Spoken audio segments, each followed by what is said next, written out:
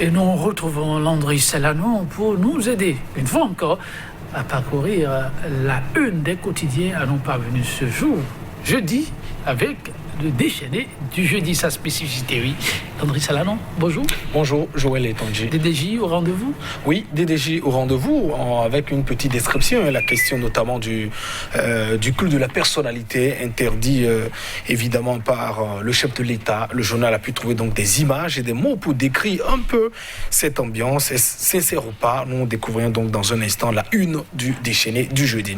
Et puis à part cela, on parle aussi de cette déclaration. Ousmane Batancourt qui continue donc de jeter des pavés dans la mare. Le président de la Cour suprême, lançant donc un colloque en sa qualité du président des hautes juridictions francophones, a une fois encore lancé un petit pic au chef de l'État. On ne fait pas, disons, de la démocratie avec des opposants au dehors. Voilà un peu la substance de ces déclarations. Ousmane Batancourt qui n'est donc pas son premier essai. On reviendra aussi dans un instant sur ses précédentes déclarations. Et puis, les femmes aussi de Parakou qui protestent contre la question du parrainage. Lundi dernier, Joël Etonji, un collectif était donc, disons, dans la rue, une manifestation pacifique pour appeler humblement Patrice Talon à œuvrer pour la suppression du parrainage pour l'élection de 2021. Intéressant comme menu. On va donc les découvrir les uns après les autres. On démarre avec quel quotidien? Nous démarrons avec l'Afrique en marche. L'Afrique en marche qui nous parle donc de la gouvernance sous la rupture. Batancourt crie, mais Patrice Talon roule. Voilà ce que dit le journal. Le président de la Cour suprême, toujours dans les rêves, mais jamais d'actes, conclut donc le quotidien l'Afrique en marche. Le journal qui nous parle aussi de cet entretien au sujet des droits des femmes en temps de Covid. Cette pandémie n'émoussera pas notre détermination, dixit Huguette Aplogan. Déclaration rappelée donc par le journal l'Afrique en marche. Point Média s'intéresse donc à la présidentielle de 2021. Les femmes de Parakou contre le parrainage. Le journal rapporte évidemment cette action menée par un collectif. C'était lundi dernier où, dans une déclaration, les femmes ont donc appelé le chef de l'État, Patrice Talon, à œuvrer pour la suppression du parrainage, sollicitant donc des élections inclusives pour 2021.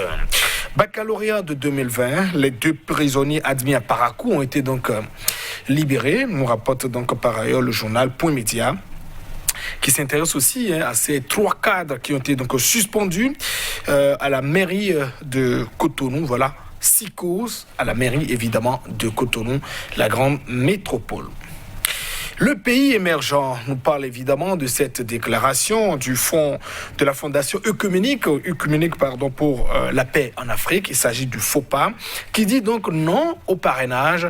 Le Bénin n'a pas besoin des actes d'exclusion d'obédience politique pour des compétitions électorales, rapporte donc en substance le Creuset. Et l'Éco-Info de son côté qui nous parle donc de ces rumeurs sur un complot en vue d'écarter l'opposition de la présidentielle. Paul Houpé, le secrétaire exécutif national, dément mais ne convainc pas, croit savoir le journal. Une timidité dans l'action qui n'est donc pas de nature à rassurer ceux qui les soupçonnent d'être de connivence avec le pouvoir de la rupture, le pouvoir de Patrice Talon, nous rappelle donc le journal l'Éco-Info. Matin Libre, de son côté, nous parle donc de du dessaisissement des réserves administratives illégalement vendues. On tend vers une bataille juridique entre acquéreurs et État. Ou tendons-nous vers une bataille juridique entre acquéreurs et État, s'interroge donc le journal qui rapporte ou publie donc des arguments techniques d'un consultant. Et puis Richard Boni Ouourou, parlant de la présidentielle de 2021, des réflexions préélectorales, responsabilisation et espoir. Voilà, le compatriote vivant donc au Canada a de nouveau publié une opinion que rapporte donc le journal Matin Libre. Le Télégramme nous amène donc au niveau de l'Assemblée nationale. Il y a une loi sur la retraite des députés et personnalités politiques qui est donc en vue. L'initiateur de cette loi, c'est évidemment le député Augustin Renvoy-Blanc. Et à Fraternité, le quotidien de Ménontin de Renchéry, parlant de la retraite des personnalités politiques, il y a des préalables pour lever tout équivoque, croit savoir donc le journal. Info Plus, de son côté, nous parle donc de la protection de l'enfance, le visage hideux du Bénin, le journal qui consacre donc un dossier sur évidemment la protection de l'enfance au Bénin, à découvrir dans ces colonnes. Et l'économiste qui s'intéresse donc à la corruption, la pauvreté, l'endettement, la dette odieuse de l'Afrique, chronique d'un continent en difficulté, à découvrir dans les colonnes. Et parlant donc de la contribution du Paracef à la promotion agro-industrielle, il faut retenir que Gilles Adamon est désormais élu président de l'interprofessionnel du Karité au Bénin. Et le culte de la personnalité avec le déchaîné du jeudi. Avec ces mots et ces images que nous découvrons, culte de la personnalité, papa n'aime pas ça, hein, voilà le gros titre en manchette avec, disons, ces posters, ces mots et notamment ces effigies, quelques-uns que nous vous rapportons d'ailleurs, ces affiches. Deuxième mandat pour Agbonon, l'Amazone du Bénin, une autre affiche. Agbonon pour un second mandat et un autre dédié également à Agbonon. Le bâtisseur doit donc revenir avec ce dialogue entre quelques acteurs, hein, sans doute politiques, et puis l'intéressé même, le Agbonon en question. Alors d'abord, l'un des interlocuteurs qui dit, mais tu ne peux pas nous faire ça, on est déjà à fond dans le mouvement pour ton deuxième mandat. Et Agbonon, le chef de famille, de répondre, arrêtez ce culte de la personnalité. Vous aussi, hein, vous faites les choses trop gana-gana, un peu poudi, un peu trop en visage découvert. Soufflez-leur un peu le pied avant de mordre, non? Voilà, s'exclame ou s'interroge à la fois Agbonon, lui qui interdit, j'allais dire, le culte de la personnalité. Et à un autre de dire, mais tu es bizarre, Agbonon, on ne veut pas de ton argent, mais laisse-nous faire. En plus, moi, je veux bien de l'asphaltage dans ma maison. Voilà les mots, les images du déchaîné du jeudi, l'hebdomadaire satirique, pour décrire un peu, Joël Yetonji, voilà ce qui entoure un peu, j'allais dire, cette interdiction. On se rappelle le communiqué de la présidence de la République pour interdire l'usage des affiches du chef de l'État pour susciter un second mandat en sa faveur. Ah oui, on y est toujours, le sujet reste d'actualité, interdit. Mais chacun s'arrange pour continuer le travail. Nous démarrons avec l'Afrique en marche, qui nous rapporte Batako qui met une fois encore les pieds dans la fourmilière. Oui, le président de la Cour suprême. Il n'est pas à son premier essai. On s'en souvient d'ailleurs il y a exactement un an au cours d'un colloque auquel participait le président de la Cour suprême. En tout cas, l'Afrique en marche qui nous dit que Batoko crie, mais Patrice Talon roule.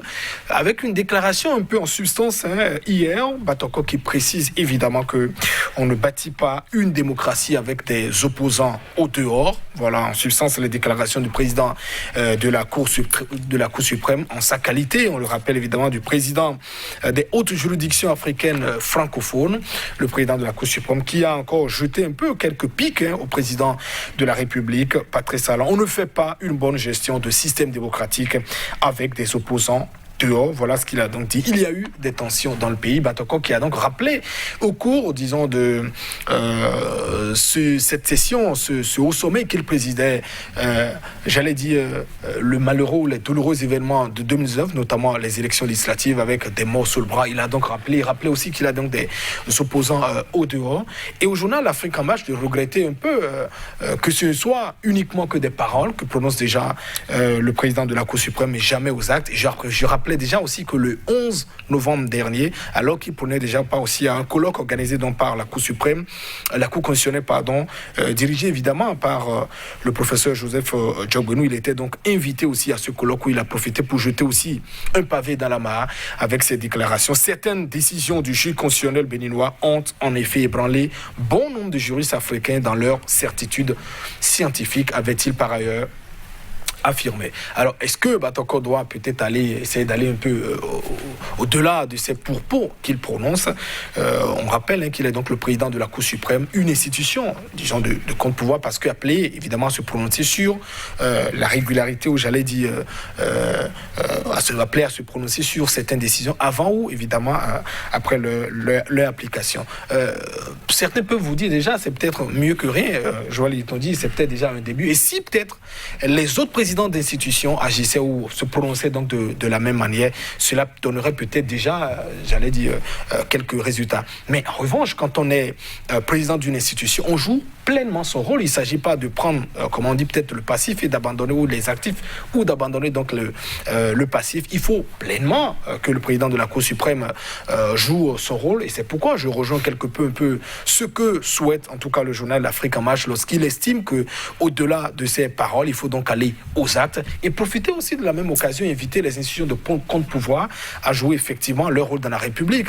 Le président de l'Assemblée nationale, faut-il évidemment compter encore sur cette Assemblée nationale, espérant une certaine action, vu comment elle est installée, vu évidemment comment les choses se déroulent depuis 2019.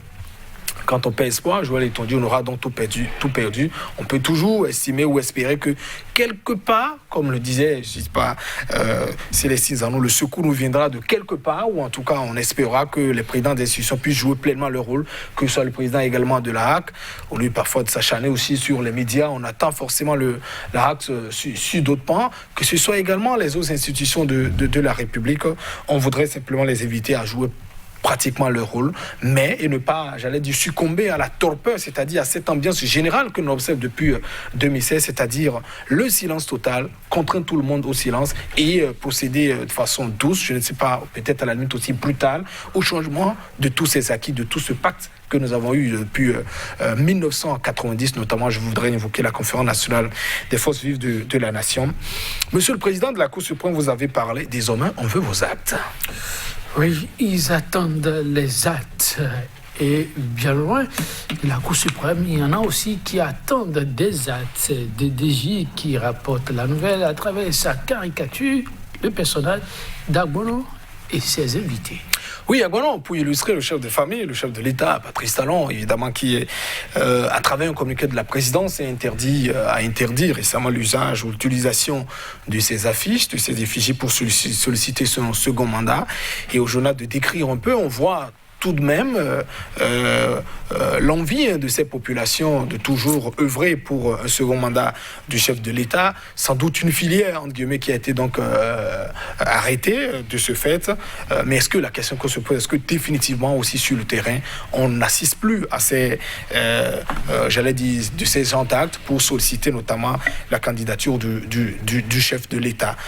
Est-ce qu'il n'y a pas évidemment aussi d'autres actions qui ne sont pas médiatisées et que aussi sur le terrain, on continue toujours à assister à ces cérémonies ou ces festivals pour toujours appeler Patrice Talon à utiliser donc un second mandat. En tout cas, on peut dire c'est mieux aussi que rien, Joël Etonji, même si après avoir consommé l'orange, on est aussi prêt maintenant à pouvoir la jeter.